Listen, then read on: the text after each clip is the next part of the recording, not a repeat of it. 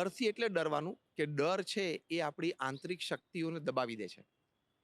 દરેક આત્મા, દરેક સોલ, સ્વામી વિવેકાનંદ કહેતા each soul is potentially divine.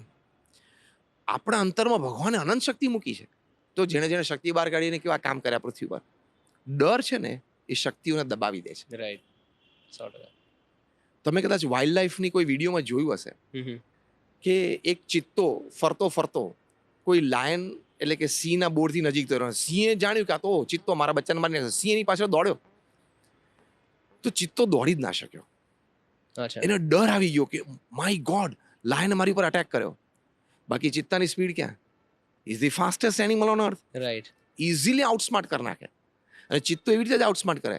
જો સિંહ કે સિંહણને પોતાના બચ્ચા તરફ આવતા જોવે ને તો ચિત્તો બીજા દિશા તરફ જાય અને ત્યાંથી એ સિંહથી નજીક જવાનો પ્રયત્ન કરે. એટલે સિંહ એની ઉપર એટેક કરે એટલે એ તો હાઈ સ્પીડથી ભાગી જાય. રાઈટ. એટલે એ બાને સિંહ સિંહણને પોતાના બચ્ચાથી બહુ દૂર લઈ જાય. રાઈટ. આ એની સ્ટ્રેટેજી છે. રાઈટ. એ સ્પીડ એ વખતે લાવી ના શક્યો. સિંહે એને પકડ્યો અને મારી નાખ્યો.